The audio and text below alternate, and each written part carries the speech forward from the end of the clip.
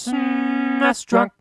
Hi there, I thought it'd be a neat idea to take a look at what games should be considered as gateway games for certain genres, and by that I mean if you're totally new to a genre like shoot-'em-ups or strategy RPGs or fighting games, then these are the games you should start with. Some genres like platformers or run-and-gun games, for example, are generally very accessible, and even if for whatever reason platformers aren't accessible for you, then you just play Super Mario World. That's just common sense. I'll start with shoot-'em-ups because that seems like it's the most niche genre. It's always had kind of a cult audience, and plus these games are just hard to play. Like for example, if you're not used to shoot-'em-ups and you start with something like R-Type 3 or UN Squadron, both great games by the way, you're gonna have a bad time because they're just way too effing hard for a newcomer to the genre. There are a couple different directions you can go here depending on what you want to get out of playing a shoot-'em-up. If you want to be overpowered with a lot of weapon upgrades and be able to dash around the screen and destroy everything, then I would suggest Gradius 3 or the Parodius games with the difficulty set on easy. That swings the balance of speed between your ship and enemy ships more in the player's favor, and it makes it easier to progress further. Also, you can get a couple different defense shields early on, and those obviously go a long way in getting further in the game and defeating bosses especially.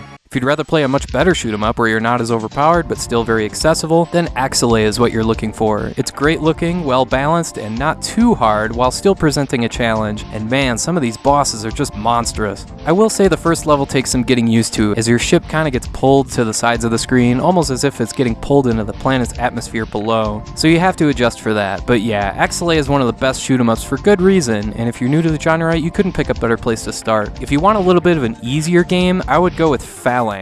It's not nearly as good as Axelay, but the difficulty isn't brutal, and it's still a pretty good game for newcomers. For classic one-on-one fighting games, Street Fighter II Turbo and Super Street Fighter II might seem like obvious answers, but if you're new to classic fighting games, it's more of a suggestion to stay away from other games, even Killer Instinct and Mortal Kombat 2 and 3. Don't misunderstand me, Killer Instinct is fantastic, but it's geared toward people that are already well skilled in fighting games, and even then it takes a long time to pick up a lot of the combos. Don't get me started on the Killer and Ultra combos. Point is, it takes a lot of practice to get good at Killer Instinct, so it's not the best for newcomers. As for the Mortal Kombat series, well, those games are just not very good. I mean, the second and third games in particular, after the first couple fights, it's like the difficulty suddenly gets switched from normal to you will never win another fight in this game the rest of your life. It's freaking absurd. Street Fighter II Turbo and Super Street Fighter comparatively are much more balanced, with a more gradual and forgiving learning curve, not to mention all the other stuff that they nail perfectly, like smooth gameplay and stunning pixel art.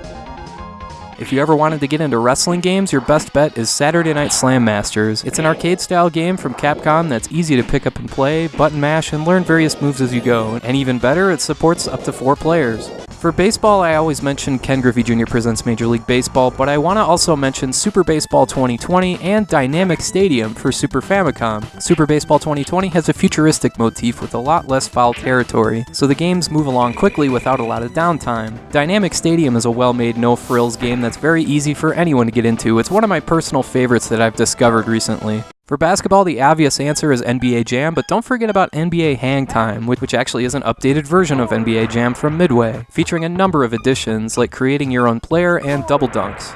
For hockey, the obvious answer is the NHL series, but, well, yeah, stick with that. Same with football for Tecmo Super Bowl. Those are two of the best sports game series ever made, and for good reason. Even if you don't like hockey or football, you can get into those games.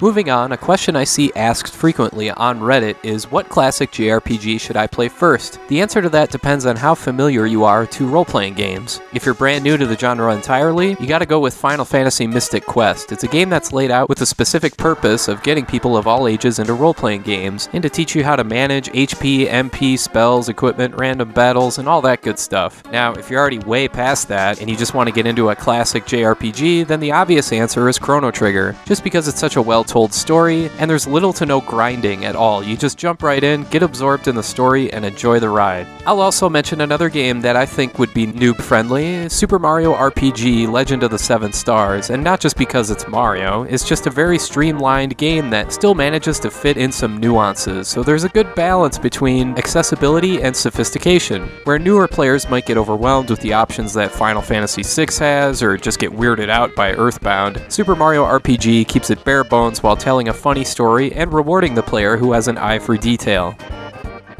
Strategy or tactical role-playing games are much trickier to get into, and the Super Nintendo just doesn't have very many good options for newcomers. There's over a dozen games made by the developer Koei, everything from Nobunaga's Ambition to Romance of the Three Kingdoms to Uncharted Waters to Liberty or Death. These games take a long time just to figure out what you're supposed to do, and the games don't exactly hold your hand. Even stuff like Ogre Battle or Bahamut Lagoon, while very good games, can't really be recommended if you don't know what you're getting yourself into. So for an introductory strategy role-playing game, you gotta go to the Sega Genesis and the Shining Force series, particularly Shining Force 2. This was the game that inspired this video. It does a remarkable job of helping the player learn through the gameplay instead of long-winded exposition. It gradually introduces more and more aspects the further you progress into the game, and the balance of the learning curve here is perfect, and besides all that, it's just a really good game. If you insist on sticking with Super Nintendo for a strategy RPG, then I recommend Treasure Hunter G. It was only released in Japan, so it requires an English patch, but it's pretty good. No, it's not exactly heavy on the strategic or tactical elements, but it takes things at a slower pace while staying in that realm.